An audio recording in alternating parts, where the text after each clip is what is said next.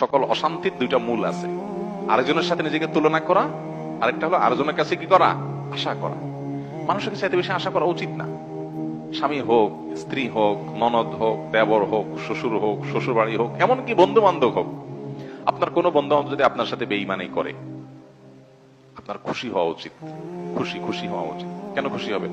বেঈমানি করলে আবার খুশি হবেন কেন? খুশি হবেন এই জন্য যে আলহামদুলিল্লাহ একটা জায়গায় ছিলাম এতদিন, আল্লাহ আমাকে জায়গাটা চিনিয়ে দিচ্ছে। যদি বেঈমানিটা এখন না করতো, আমারে আরো কিছুদিন বাড়াইয়া তারপরে করতো, আমি আরো বেশি ক্ষতিগ্রস্ত হইতাম।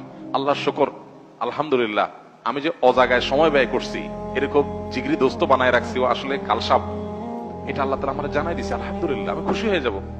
নেগেটিভ জিনিসটাকেও পজিটিভ ভাবে আমরা দেখতে পারি। যত হতাশা আছে, এই হতাশা দূর বেশিরভাগ ক্ষেত্রে হয়ে যাবে শুধু মেন্টালিটি পরিবর্তন করলে। আল্লাহ আমাদেরকে সেই তৌফিক দান করুন। আমাদের কিচ্ছু নাই, ঘরে অল্প স্বল্প আছে, আমরা যার আছে তার সাথে তুলনা করবো না। আমার যা আছে তা নিয়ে অনেক হ্যাপি, আলহামদুলিল্লাহ। আল্লাহ আমার ছেলে মেয়ে সুস্থ রাখছেন, ক্যান্সার দেন নাই, বড় কোনো ব্যাধি দেন না, আল্লাহ শুকর। কিন্তু কাউকে ক্যান্সার দিয়েছেন, আলহামদুলিল্লাহ আল্লাহ তাআলা আমাকে মরার আগে তওবা করার সুযোগ দিয়েছেন। একটা ওয়ার্নিং আসছে, আমি এখন প্রস্তুতি নিয়ে যেতে পারি। অনেকে হঠাৎ চলে যাচ্ছে অ্যাক্সিডেন্টে, সেটা প্রস্তুতি নিতে পারে নাই। খারাপ কাজ করতে করতে গুনাহের পথে থাকতে তওবা করার আগে সে চলে গেল। আলহামদুলিল্লাহ আমাদের একটা ওয়ার্নিং পিরিয়ড পাইছি, এই সুযোগে আমি তওবা করে আমার আখিরাতটাকে সুন্দর করে যেতে পারি। প্রত্যেকটা নেগেটিভ জিনিসকে পজিটিভ দেখা যায়। বিশেষ করে আজকালকার যে হতাশা, এগুলো বেশিরভাগই হলো আমাদের অনেক খাই স্বভাবের কারণে। আমরা ভাবখান, আমি এরকম অনেক মানুষ দেখেছি, ব্যক্তিগতভাবে আমি পরিচিত অনেক মানুষের সাথে, নাই ভাই কিচ্ছু নাই, ব্যবসা বাণিজ্য অবস্থা একবারে খারাপ।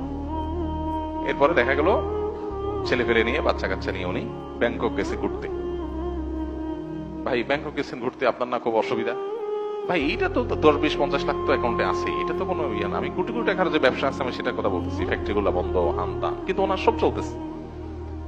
মানুষের চাহিদা যত বাড়ে সে তত দুঃখী হয়, চাহিদা যত কমে সে তত সুখী হয়। এই জন্যই কানাআত বা অল্প তুষ্ট থাকার শিক্ষা নবী সাল্লাল্লাহু আলাইহি ওয়াসাল্লাম দিয়েছেন। মুসলমান কখনো খাই স্বভাবের হবে না। যত বেশি খাই স্বভাব হবে, যত বেশি অন্যের কাছে আশা থাকবে, তত বেশি আপনি দুঃখী হবেন। এই জন্য এই জিনিসটা ছাড়তে হবে। কারোর কাছে আশা খুব বেশি করা যাবে না, এবং অন্যের সাথে কম্পেয়ার করা যাবে না। বিশেষ করে অন্য আমার চাইতে ভালো থাকলে ওটার ব্যাপারে কম্পেয়ার করা যাবে না।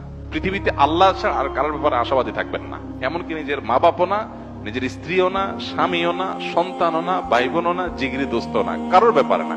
আশা করেন, খুব বেশি আশা করে বসে থাকেন না। আশা করার পাশাপাশি এটার জন্য প্রস্তুত থাকেন, যা আশা করতেছেন তার উল্টাটাও হতে পারে।